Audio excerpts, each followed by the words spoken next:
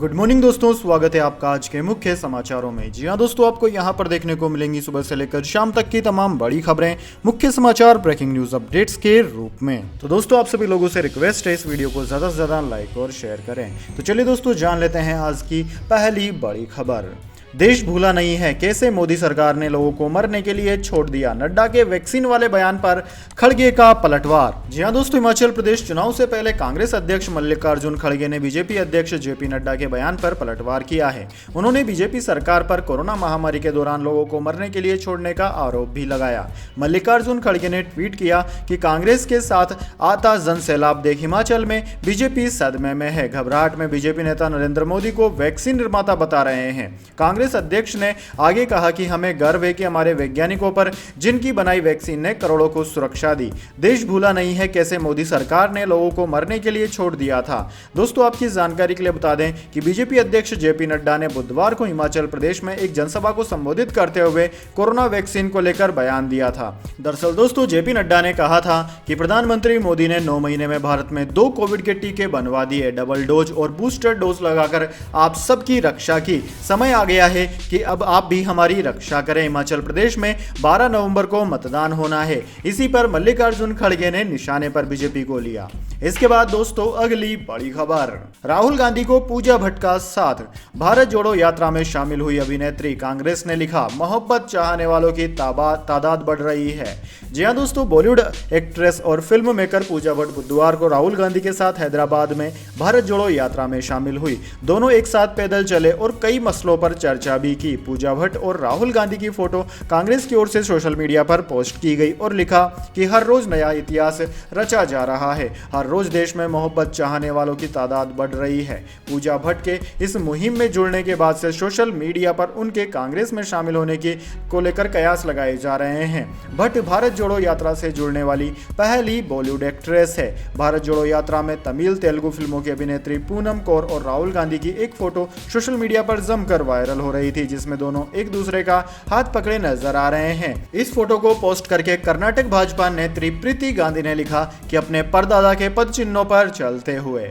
इसके बाद दोस्तों, अगली बड़ी खबर। पेटीएम के शेयर में छोटे निवेशकों के साथ हुआ बड़ा गेम। एफपीआईज ने दबाकर बेचे शेयर। जी हां दोस्तों, शेयर गिरता है तो लोगों को लगता है कि सस्ता हो रहा है और वे उसे खरीदते चले जाते हैं, लेकिन याद रहे, शेयर बाजार ऐसा संसार है जहां एक ही ट्रिक हमेशा काम नहीं करती। कुछ शेयरों को गिरने पर खरीदना अच्छी बात हो सकती है, लेकिन कुछ शेयरों को गिरने पर खरीदना अपने ही पैरों पर कुल्हाड़ी मारने जैसा साबित हो सकता है। ऐसा हुआ है पेटीएम के शेयर धारकों के साथ। जी हां दोस्तों, पेटीएम का आईपीओ आया तो शेयर ने गिरना शुरू कर दिया। उसी समय छोटे निवेशकों ने एवरेज करने के लिए इसे खरीदना शुरू कर दिया, लेकिन विदेशी निवेशक इसे बेचते ही गए। उन्होंने आईपीओ लॉन्च होने के बाद 1 साल के अंदर पेटीएम के 2.97 करोड़ शेयर अथवा 44% होल्डिंग्स बेच दी। इकोनॉमिक्स टाइम्स की एक रिपोर्ट के मुताबिक पिछले साल 17 नवंबर को स्टॉक को बहुत धूमधाम के बीच सूचीबद्ध होने से एक दिन पहले पेटीएम के पास 127 विदेशी पोर्टफोलियो निवेशक थे।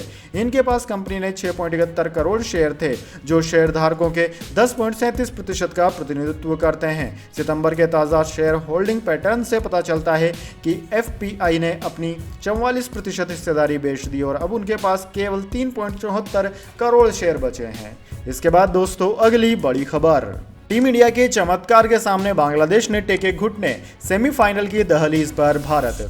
जी हां दोस्तों, टीम इंडिया के चमत्कार के सामने बांग्लादेश ने टी20 वर्ल्ड कप 2022 के मुकाबले में भारत के सामने घुटने टेक दिए हैं। एडिलेड में खेले गए इस मुकाबले में भारत ने बांग्लादेश को 5 रनों से हरा दिया। इस मैच में पहले बल्लेबाजी करते हुए टीम इंडिया ने 20 ओवर में 6 विकेट गंवाकर 184 रन बनाए और बांग्लादेश को 185 रन का टारगेट दिया, लेकिन फिर बारिश आ गई और बांग्लादेश को 16 ओवर में जीत के लिए 151 रनों का संशोधित लक्ष्य दिया गया। जवाब में बांग्लादेश की टीम 16 ओवर में 6 विकेट पर 145 रन ही बना पाई और भारत ने यह मैच 5 रनों से डकवर्थ लुईस नियम के हिसाब से जीत लिया। टीम इंडिया अब 6 अंकों के साथ सेमीफाइनल की दहलीज पर पहुंच चुकी है। बांग्लादेश पर जीत के बाद टीम इंडिया ग्रुप 2 में टॉप पर पहुंच चुकी है।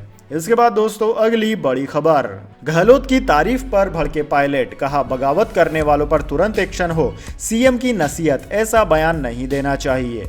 जी हां दोस्तों, राजस्थान के पूर्व डिप्टी सीएम सचिन पायलट ने मुख्यमंत्री अशोक गहलोत पर फिर हमला बोला है। पीएम मोदी ने कल गहलोत की जिस तरह तारीफ की उस पर तंज कसते हुए पायलट ने यहां तक कह दिया कि मोदी ने गुलाम नबी आजाद की भी इसी तरह तारीफ की थी, बाद में क्या हुआ सब जानते हैं। वहीं पायलट के बयान पर प्रतिक्रिया देते हुए गहलोत ने नसीहत देते हुए कहा कि उन्हें इस तरह की बयानबाजी नहीं करनी चाहिए। बुधवार को जयपुर में पायलट ने कहा कि प्रधानमंत्री ने कल जो तारीफ की, मैं समझता हूं वह कल का बड़ा दिलचस्प डेवलपमेंट है। इस तरह प्रधानमंत्री ने सदन के अंदर गुलाम नबी आजाद की भी तारीफ की थी। उसके बाद क्या घटनाक्रम हुआ वह हम सब ने देखा है, इसे इतना लाइटली नहीं लेना चाहिए। पायलट ने कहा कि 3 लोगों को नोटिस दिए गए। नोटिस के बाद यह जानकारी में आया कि जवाब दिए गए कि हमारी पार्टी अनुशासित है, इस पार्टी में हम सबके लिए नियम कायदे बराबर हैं। इसके बाद दोस्तों अगली बड़ी खबर, यही हमारी कहानी रही है, भारत से हार के बाद बांग्लादेशी कप्तान शाकिब अल हसन का झलका दर्द। जी हां दोस्तों, टी20 वर्ल्ड कप 2022 में बांग्लादेश को भारत के खिलाफ डकवर्थ लुईस नियम के तहत 5 रनों से हार का सामना करना पड़ा। रोमांचक मुकाबले में हार झेलने के बाद बांग्लादेशी कप्तान शाकिब अल हसन का दर्द झलक पड़ा। शाकिब अल हसन ने कहा है कि उनकी टीम हर बार भारत के खिलाफ मुकाबला जीतने के करीब आ जाती है, लेकिन फिनिश लाइन नहीं पार कर पाती। शाकिब ने मैच की समाप्ति के बाद कहा कि यही हमारी कहानी रही है कि जब हम भारत के खिलाफ खेलते हैं तो यह मुकाबला जीतने के करीब पहुंच जाते हैं, लेकिन हम लाइन फिनिश नहीं कर पाते। यह शानदार खेल था जिसका दोनों टीमों ने लुत्फ उठाया और हम यही चाहते थे। अंत में किसी को जीतना है, किसी को तो जीतना ही है और किसी को हारना होता है। लिटिन दास हमारे सर्वश्रेष्ठ बल्लेबाज हैं। जिस तरह से लिटिन दास ने पावर प्ले में बल्लेबाजी की उससे काफी गति मिली और यह विश्वास दिलाया कि हम यहाँ शॉर्ट बाउंड्री होने के चलते टारगेट का पीछा कर सकते हैं। इसके बाद दोस्तों अगली बड़ी खबर, बल्लेबाजी के शिखर पर पहुंचे सूर्य कुमार यादव, टी20 रैंकिंग में पाकिस्तान के रिजवान को पछाड़ा। जी हां दोस्तों, भारत के सूर्य कुमार यादव दुनिया के नंबर 1 टी20 बल्लेबाज बन गए हैं। वे आईसीसी की टी20 रैंकिंग में टॉप पर आ गए हैं। सूर्या ने पाकिस्तान के मोहम्मद रिजवान को पीछे छोड़ दिया है। बुधवार को जारी ताजा रैंकिंग में सूर्य कुमार को पिछले मैच के अर्धशतक का फायदा मिला और उनके 863 अंक हो गए। यह अर्धशतक साउथ अफ्रीका के खिलाफ आया था। दोस्तों, पाकिस्तान के मोहम्मद रिजवान 842 अंक लेकर दूसरे स्थान पर हैं। दोनों के बीच अब 21 रेटिंग पॉइंट्स का डिफरेंस है, यानी कि सूर्या रिजवान से 21 पॉइंट्स ऊपर हैं। न्यूजीलैंड के डेवन कॉनवे 792 पॉइंट्स के साथ तीसरे, पाकिस्तान के कप्तान बाबर आजम 780 पॉइंट्स के साथ चौथे और साउथ अफ्रीका के एडन माकरम 767 रेटिंग पॉइंट्स के साथ 5वें स्थान पर हैं। इसके अलावा दोस्तों विराट कोहली भी 638 पॉइंट्स के साथ आईसीसी टी20 रैंकिंग में 10वें स्थान पर आ चुके हैं। इसके बाद दोस्तों अगली बड़ी खबर, एथेनॉल की कीमतें 2.75 रुपए बढ़ी, गन्ना किसानों को होगा फायदा। जी हां दोस्तों, केंद्र सरकार की आर्थिक मामलों की मंत्रिमंडलीय समिति ने बुधवार को सार्वजनिक क्षेत्र की तेल विपणन कंपनियों द्वारा डिस्टिलरीज से खरीदे जाने वाले एथेनॉल की लागत में बढ़ोतरी को मंजूरी दे दी है। इस फैसले में चीनी कंपनियों से जो ऑयल कंपनियां एथेनॉल खरीदती है उनकी कीमतें सरकार ने बढ़ाने का फैसला किया है। ये बढ़ोतरी 2.75 रुपए प्रति लीटर के हिसाब से की गई है। पेट्रोल में एथेनॉल का मिश्रण करने से बढ़ने से भारत का कच्चे तेल का आयात बिल कम करने में मदद मिलेगी और इससे गन्ना किसानों को और चीनी मिलों को भी फायदा होगा। कैबिनेट की विज्ञप्ति में कहा गया है कि सभी डिस्टिलरी योजना का लाभ उठा सकेंगी और इनमें से बड़ी संख्या में ईबीपी कार्यक्रम के लिए एथेनॉल की आपूर्ति करने की उम्मीद है। इससे गन्ना किसानों को काफी फायदा मिलेगा। इसके बाद दोस्तों अगली बड़ी खबर, ओरेवा को बिना टेंडर दिया था मोरम्बी बुल का कॉन्ट्रैक्ट, कंपनी ने जंग लगी केबलें तक नहीं बदली, भार बढ़ा तो वे टूट गई। जी हां दोस्तों, मोरम्बी के सस्पेंशन ब्रिज की मरम्मत का काम ओरेवा कंपनी को बिना टेंडर के ही दे दिया गया था। यह खुलासा गुजरात पुलिस के कोर्ट में दिए गए हलफनामे से हुआ है। मोरम्बी additional public prosecutor HS. Panchal ने बताया कि ब्रिज की मरम्मत के लिए कोई टेंडर जारी नहीं किया गया। नगर पालिका ने सीधे ही ओरेवा कंपनी से पुल की मरम्मत का कॉन्ट्रैक्ट कर लिया था। पंचाल ने बताया कि फोरेंसिक रिपोर्ट्स में कहा गया है कि ब्रिज की केबलें काफी पुरानी थी और उनमें जंग लग चुका था। मरम्मत के दौरान केबलों की ऑयलिंग ग्रीसिंग भी नहीं की गई थी। ब्रिज के लकड़ी के बेस को बदलकर एल्युमिनियम की 4 लेयर वाली चादरें लगा दी गई। इससे पुल का वजन बढ़ गया। पुरानी केबलें यह लोड संभाल नहीं सकी और भीड़ बढ़ते ही ब्रिज टूट गया। ब्रिज टूटने के मामले में पुलिस ने 9 लोगों को गिरफ्तार किया है। इन्हें मंगलवार को मोरम्बी के मजिस्ट्रेट कोर्ट में पेश किया गया। आरोपियों की रिमांड के लिए पुलिस ने हलफनामा पेश किया। सरकारी वकील पंचाल ने बताया कि पुलिस ने रिमांड अर्जी में लिखा है कि मरम्मत के दौरान ब्रिज के स्ट्रक्चर की मजबूती पर काम ही नहीं किया गया, केवल फ्लोर से लकड़ी हटाकर एल्युमिनियम की चादरें लगा दी गई। इसके बाद दोस्तों अगली बड़ी खबर, केसरी लाल हुए शर्टलेस, भीड़ हुई बेकाबू, मच गई भगदड़, हुआ लाठीचार्ज। जी हाँ दोस्तों, भोजपुरी सुपरस्टार की बात हो तो केसरी लाल यादव का नाम सबसे ऊपर आता है। अच्छों को पीछे छोड़ केसरी ने इंडस्ट्री में अपनी खास जगह बना ली। एक्टिंग से तो हर किसी को जीत ही रखा था, लेकिन एक गाने से उनकी किस्मत ही बदल गई। देखते ही देखते वो ऐसे छाए कि आज उन्होंने सभी को पीछे छोड़ दिया है। दोस्तों, कभी अपने गानों से खलबली मचाते हैं केसरी, तो कभी अपनी फिल्मों से। उनकी एक झलक को लेकर फैंस भी बेकरार रहते हैं, लेकिन इस बार उन्होंने ऐसा रूप दिखाया जिसे देखकर फैंस बेकरार हो उठे। केसरी लाल यादव सिर्फ फिल्मों और फिल्मों में गाने तक ही सीमित नहीं है, बल्कि स्टेज शो भी वह करते हैं। उनके बड़े बड़े कार्यक्रमों में हजारों की भीड़ उमड़ती है। इस बार भी बिहार के रजौली में हुए एक स्टेज शो में भारी भीड़ पहुंची थी। फैंस का ऐसा प्यार देखकर खेसारी भी गदगद हो उठे और भारी डिमांड के बाद उन्होंने स्टेज पर ही शर्ट निकाल दी, जिसके बाद उन्होंने सारी परफॉर्मेंस ऐसे ही दी। वहीं स्टेज से उन्होंने फैंस को कहा कि ऐसा कोई नहीं है जो उनके कपड़े उतरवा सके, लेकिन उनकी मोहब्बत ने उन्हें नंगा होने पर मजबूर कर दिया। वहीं दोस्तों खबर यह भी है कि हजारों की तादाद में केसरी को देखने पहुंचे लोग बेकाबू हो गए और इस दौरान पूरे कार्यक्रम में अव्यवस्था फैल गई। बेकाबू भीड़ से मची भगदड़ के बाद हालात काबू में लेने के लिए पुलिस को लाठीचार्ज करना पड़ा। इसके बाद दोस्तों अगली बड़ी खबर, घूसखोर डीएसपी को योगी ने वापस दरोगा बनाया, रिश्वत लेते वायरल हुआ था वीडियो। जी हां दोस्तों, उत्तर प्रदेश में योगी सरकार ने रिश्वतखोरी के मामले में बड़ा एक्शन लिया है। जालौन जिले की पीटीसी ब्रांच में तैनात डीएसपी विद्या किशोर शर्मा का डिमोशन करके सब इंस्पेक्टर बना दिया गया। पिछले साल शर्मा का एक वीडियो वायरल हुआ था जिसमें वे झोले में नोटों के बंडल लेते देखे गए थे। वीडियो तब का है जब वे रामपुर में डीएसपी पद पर तैनात थे। आरोप लगे कि गैंगरेप के एक मामले को रफा दफा करने के लिए उन्होंने 5 लाख रुपए की रिश्वत ली। जांच में आरोप सही पाए गए। सीएम योगी आदित्यनाथ ने ट्वीट करके विद्या किशोर शर्मा का डिमोशन करने की जानकारी दी। दोस्तों मामला 2021 दिसंबर का था जब उन्हें सस्पेंड कर दिया गया था, लेकिन अब उनका डिमोशन करके फिर से उनको नौकरी पर रख लिया गया है। इसके बाद दोस्तों अगली बड़ी खबर, पीएफ खाताधारकों की बल्ले बल्ले, खाते में डाला गया ब्याज का पैसा, सरकार ने ट्वीट कर दी जानकारी। जी हां दोस्तों, पीएफ खाताधारकों के लिए अच्छी खबर है। कर्मचारी भविष्य निधि संगठन यानी कि ईपीएफओ के 7 करोड़ सब्सक्राइबर्स के खाते में ब्याज का पैसा डालना शुरू कर दिया गया है। सरकार ईपीएफ अकाउंट होल्डर्स के खाते में वित्त वर्ष 2022 का ब्याज ट्रांसफर कर रही है। दोस्तों आपकी जानकारी के लिए बता दें, इस बार 8.1% की दर से ब्याज मिल रहा है। इसके बाद दोस्तों अगली बड़ी खबर, एक ब्लड टेस्ट करेगा 50+ कैंसर की पहचान, नई टेक्नोलॉजी बीमारी से पहले ही ट्यूमर का पता लगाएगी।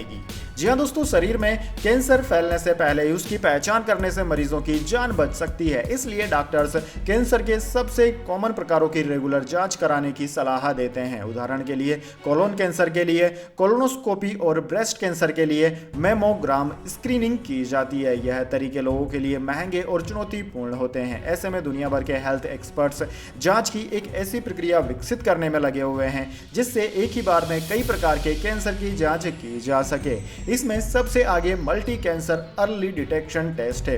यह एक सिंगल ब्लड टेस्ट है जिससे एक साथ कई तरह के कैंसर का पता चल सकता है। इसके बाद दोस्तों जाने अगली बड़ी खबर, लेकिन उससे पहले मेरी आपसे एक छोटी सी रिक्वेस्ट है। अगर दोस्तों आपको अभी तक हमारी न्यूज़ पसंद आई तो इसे एक छोटा सा लाइक जरूर दे दीजिए, और अगर आपको पसंद नहीं आई है तो बेशक आप डिसलाइक भी कर सकते हैं, लेकिन दोस्तों लाइक और डिसलाइक जरूर कीजिए, क्योंकि दोस्तों यही हमारी मेहनत का फल होता है और इसी से हमें पता चलता है कि आपको हमारी वीडियोज़ पसंद आ रही है या नहीं। तो चलिए दोस्तों जान लेते हैं अगली बड़ी खबर। प्रधानमंत्री मोदी ने झुग्गी वासियों को दी घर की सौगात, 3024 परिवारों को सौंपी फ्लैट की चाबियां। जी हाँ दोस्तों, प्रधानमंत्री नरेंद्र मोदी ने बुधवार को झुग्गी झोपड़ी वासियों के पुनर्वास के लिए राजधानी दिल्ली के नवनिर्मित ईडब्ल्यूएस आवासों का उद्घाटन किया। दिल्ली के विज्ञान भवन में आयोजित एक कार्यक्रम में भूमिहीन कैंप के पात्र लाभार्थियों को प्रधानमंत्री ने फ्लैट की चाबियां सौंपी। कार्यक्रम के दौरान पीएम मोदी ने लोगों को संबोधित भी किया। पीएम मोदी ने कहा कि दिल्ली के गरीबों को भी सरकार की योजनाओं का सीधा फायदा मिल रहा है। आज यहाँ शायद ही ऐसा कोई होगा जिसके पास भीम यूपीआई न हो।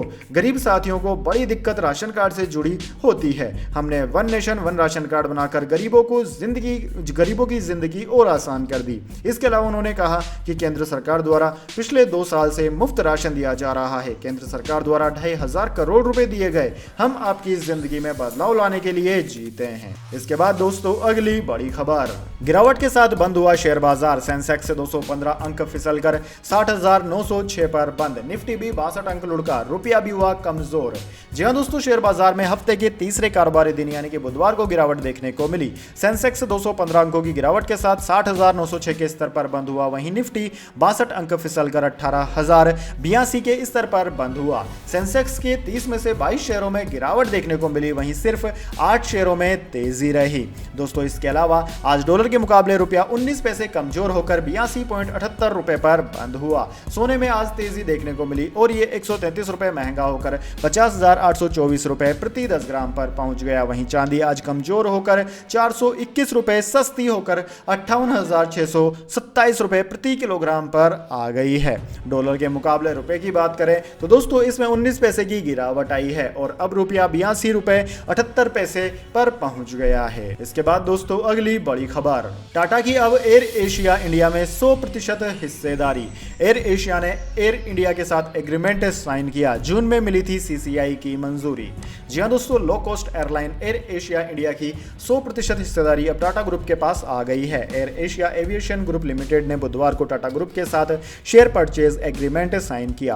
Competition commission of India CCI ने जून में एयर एशिया इंडिया की पूरी इक्विटी शेयर कैपिटल खरीदने के लिए एयर इंडिया के प्रस्ताव को मंजूरी दी थी। टाटा के पास अभी एयर एशिया इंडिया में 83.67% हिस्सेदारी थी। दिसंबर 2020 में उसने एयर इंडिया एशिया इंडिया में अपनी ही हिस्सेदारी बढ़ाई थी। बची हुई हिस्सेदारी Malaysian airline group air Asia के पास थी। एयर एशिया इंडिया ब्रांड नाम एयर एशिया के तहत काम करता है। इसके बाद दोस्तों अगली बड़ी खबर, तालिबान ने छात्राओं पर कोड़े बरसाए। लड़कियां बुर्के के विरोध में यूनिवर्सिटी के बाहर प्रदर्शन कर रही थी। जी हां दोस्तों, अफगानिस्तान में यूनिवर्सिटी के बाहर बुर्का का विरोध कर रही लड़कियों पर तालिबान के अफसरों ने कोड़े बरसाए। यह घटना रविवार की है, लेकिन वीडियो अब वायरल हो रहा है। रिपोर्ट के मुताबिक लड़कियां भाग रही है और तालिबानी उनका पीछा करते हुए कोड़े बरसा रहे हैं। पूर्वी अफगानिस्तान के बदख्शां यूनिवर्सिटी में यह विवाद 30 अक्टूबर को शुरू हुआ था, जब प्रशासन ने बुर्का पहनकर नहीं आने वाली लड़कियों को क्लासरूम से वापस जाने के लिए कहा था। लड़कियों ने इसके बाद राइट टू एजुकेशन को लेकर प्रोटेस्ट शुरू कर दिया। 15 अगस्त 2021 को तालिबान ने अफगानिस्तान की राजधानी काबुल पर कब्जा कर लिया था। दोस्तों मई 2021 में अमेरिकी सैनिकों के जाने के बाद तालिबान को 20 साल बाद दोबारा काबुल की सत्ता मिली थी। तालिबान के सत्ता में आने के बाद लड़कियों के कॉलेज जाने पर रोक लगाई गई। हालांकि फरवरी 2022 में नियमों के साथ लड़कियों को कॉलेज में एंट्री देने पर सरकार राजी हो गई। इसके बाद दोस्तों अगली बड़ी खबर, दिल्ली की हवा पर अभी और सितम। पंजाब में टूटा पराली जलाने का रिकॉर्ड, 201 किसानों पर जुर्माना। जी हां दोस्तों, दिल्ली में हर साल की तरह इस बार भी गैस चैम्बर में दिल्ली तब्दील होती जा रही है। यहाँ की जहरीली हवा में लोगों का सांस लेना मुश्किल हो गया है। शहर का एयर क्वालिटी इंडेक्स 500 के पार जा पहुंचा है। इसका मुख्य कारण खेतों में जल रही पराली को बताया जा रहा है। पंजाब के खेतों में जल रही पराली का धुआं राजधानी की हवा को लगातार बीमार करता जा रहा है। इस सीजन में पंजाब में पराली जलाने के सारे रिकॉर्ड टूट गए हैं। एक ही दिन में पराली जलाने के मामले में भारी वृद्धि दर्ज की गई। बुधवार 2 नवंबर को पंजाब में पराली जलाने के 3,634 मामले दर्ज किए गए। अब तक के कुल आंकड़ों की बात करें तो 15 सितंबर से अब तक पंजाब में पराली जलाने के 21,480 मामले दर्ज किए गए हैं, जबकि इसी अवधि में पड़ोसी राज्य हरियाणा में यह आंकड़ा 2,249 है। इसके बाद दोस्तों अगली बड़ी खबर, ब्लू टिक के लिए 660 रुपए देने होंगे। ट्विटर मालिक मस्क बोले, शिकायत करते रहो, पैसे तो देने ही होंगे। जी हां दोस्तों, ट्विटर पर ब्लू टिक यानी कि वेरीफाइड अकाउंट्स के लिए यूजर्स को अब हर महीने $8 देने होंगे। यह चार्ज सभी देशों में अलग अलग होगा। 27 अक्टूबर को ट्विटर खरीदने के 5 दिन बाद मंगलवार रात को एलन मस्क ने इसका ऐलान किया। हालांकि उन्होंने इसका संकेत 2 दिन पहले ही दे दिया था, जब कुछ मीडिया रिपोर्ट्स में कहा गया था कि मस्क $20 वसूल सकते हैं। इसके जवाब में उन्होंने कहा था कि हमें कई कई तरह के बिलों का पेमेंट भी करना होगा। पूरी तरह से हम एडवर्टाइजर्स पर निर्भर नहीं रह सकते। $8 का चार्ज कैसा रहेगा? उधर ब्लू टिक पेड करने पर दुनिया भर से शिकायतें मिलने के बाद एलन मस्क ने साफ किया कि सभी शिकायतकर्ता कृपया शिकायत करना जारी रखें, लेकिन आपको $8 देना ही होगा। मस्क ने अपने बायो को बदलकर ट्विटर कंप्लेंट हॉटलाइन ऑपरेटर कर दिया। तो दोस्तों यह थी आज की तमाम बड़ी खबरें। इसके बाद दोस्तों बारी आती है आज के माइंड क्विज क्वेश्चन की। जी हाँ दोस्तों, एक आसान से सवाल का जवाब देकर आप जीत सकते हैं एक अमेजिंग सरप्राइज गिफ्ट हमारे यूट्यूब चैनल की ओर से। तो दोस्तों आज का सवाल आपकी स्क्रीन पर आ चुका है। गुरुदेव रविंद्रनाथ टैगोर ने भारत के अलावा और कौन से देश का राष्ट्रीय गान लिखा है? जी हाँ दोस्तों, अगर आप जानते हैं कि गुरुदेव रविंद्रनाथ टैगोर ने भारत के अलावा और कौन से दूसरे देश का राष्ट्रीय गान लिखा है, तो जल्दी से उस देश का नाम कमेंट बॉक्स में लिख दीजिए। अगर दोस्तों आपका जवाब होता है एकदम सही और आप चुन जाते हैं लकी विजेता के रूप में, तो आपको मिल सकता है एक अमेजिंग सरप्राइज गिफ्ट हमारे यूट्यूब चैनल की ओर से। तो दोस्तों जल्दी से अपना उत्तर कमेंट बॉक्स में लिख दीजिए, वीडियो को लाइक कर लीजिए और चैनल को सब्सक्राइब करके बेल आइकन भी दबा लीजिए। धन्यवाद। वंदे मातरम। जय हिंद, जय भारत।